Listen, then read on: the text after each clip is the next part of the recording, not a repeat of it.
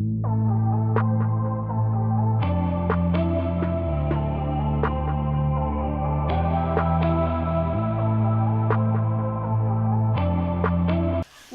is up, Secret Life fam? Welcome to the Secret Life of Em and Cass.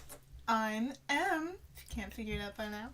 And I'm Cass. Today, we are going to be talking about non-negotiables, things that we are very passionate about when it comes to acting in film and stuff like that. And it's kind of a cool video because I have written down my non-negotiables, and Emily hasn't even really thought about what hers are. Which, at all. Yeah, which I think makes this video really cool because it brings up discussions that we think we need to have. Exactly. I'm on the money today. I don't know. Okay, my first non-negotiable is always making sure my faith comes before anything else, because God will always take care of the rest. That is something that I can say without a doubt that I also have as my first non-negotiable, and I think that's where most of our non-negotiables come from, is the fact that we want to put our faith first in whatever we pursue in the Hollywood realm of society. That was a very good answer. If you were being interviewed, I would hire you. Oh. Thank you. My second non-negotiable is something that I think we differ a little bit on. I have no problem with playing a villain in a movie. What I do have a problem with is playing a villain who everybody is still rooting for at the end of the movie. A good example is the new TV show You, where the guy is like a stalker and he's going after this girl that he really loves, and spoiler alert, ends up killing a bunch of people for her. But he doesn't get caught at the end of the movie. It's moving into a second season. To me, I couldn't play a movie where just the villain is like having inherently bad and nobody cares. Or people are rooting for him. Or where you want them to be that bad. Yeah. I can see that. I 100% understand where you're coming from on that. It's just that when it comes to rooting for the bad boy, let them win all the time and have all the money. I want all the drug dealers to win.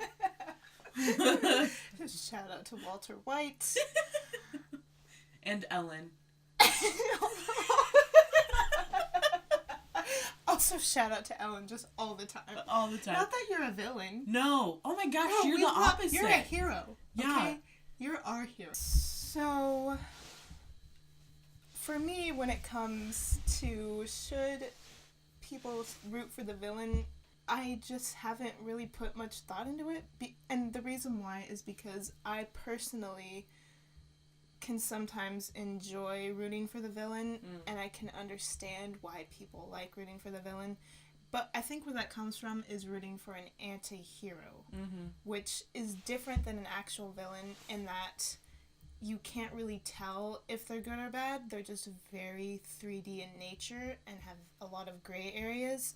And for me, I like that because I feel like most human beings are that way, and so it portrays humanity in a very honest way, instead of just like someone who's like, oh yes, I'm always good and I always pray to the Lord in the morning and I always treat people nice even when my leg is chopped off and I didn't get the person that I wanted, like even when somebody cuts me off in traffic. Like, come on. No, you're not that way. Just give it a break. Yeah. So, when it comes to, would I play someone who's a villain that someone would root for in the end? I don't know. I think for you, it would probably depend on the role. Yes. And if God was convicting your heart on not to play a role, I don't think you would. Yeah, if God convicted me on a role, I would say no. For me, my number 3 is no sex scenes. And this really comes from me being the daughter of a pastor. I wouldn't want my dad, my siblings, my mom, my entire congregation, my friends to see me having sexual relations on screen, because that would be super embarrassing. It would be very awkward for everybody. It would be horrible. I can agree with you on that one. That one's pretty straightforward. As a Christian, you don't do those things. We talked about this earlier, was that a lot of movies, like even chick flicks and stuff like that, there is no necessary reason for the sex scenes that are in those movies. Yeah. And a lot of it is very exploitative of women. Yeah. Yeah. It's not necessary almost 100% of the time.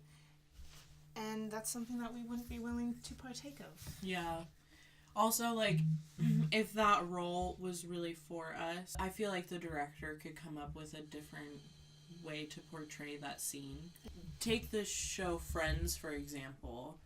You never once see any of them actually have sex.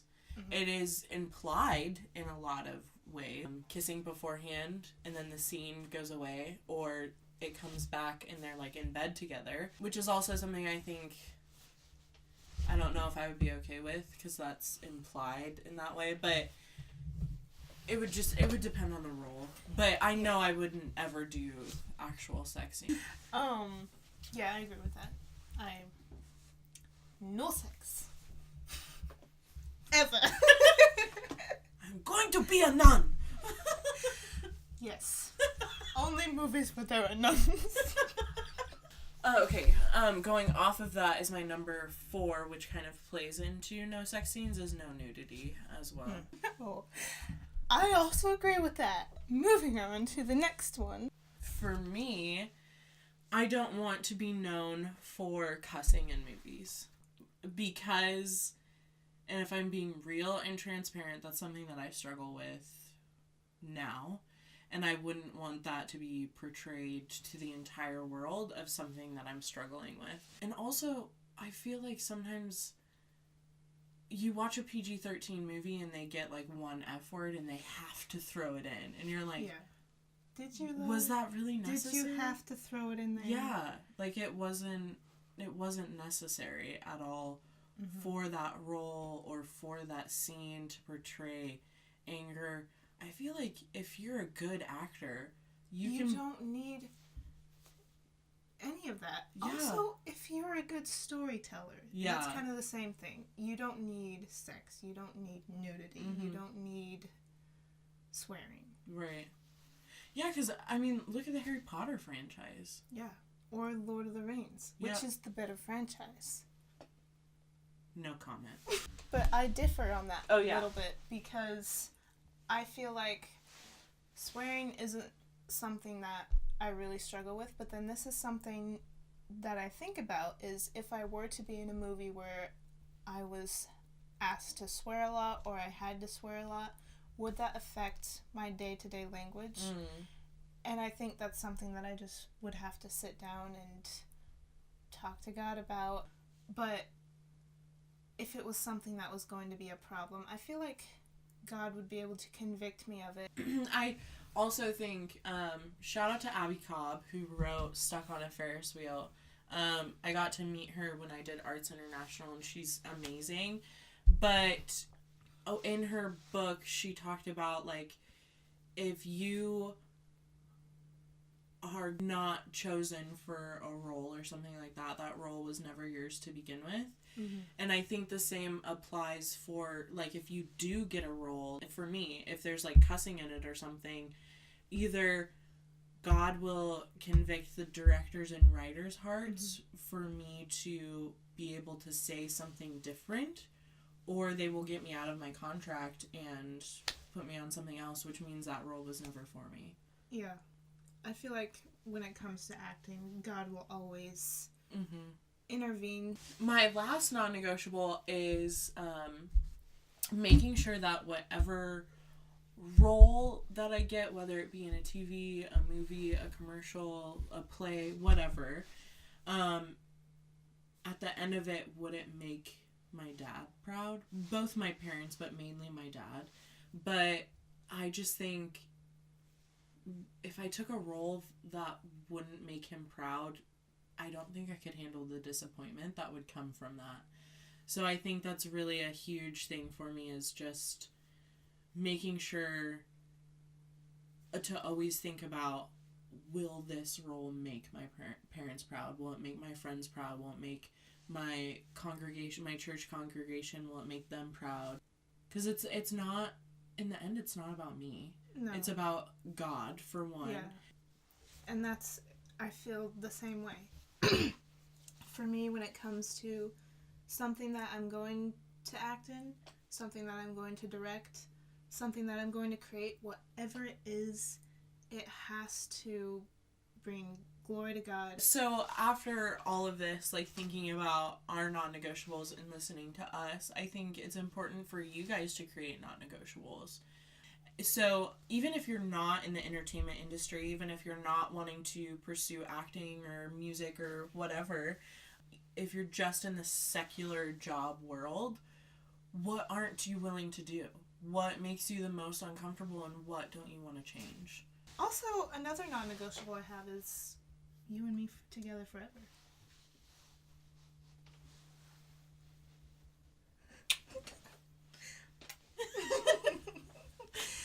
So yeah, those are the things that we're not going to negotiate on. Yeah. And if you ever do see us compromising, call us out. Yeah, call us out. Just be like, whoa.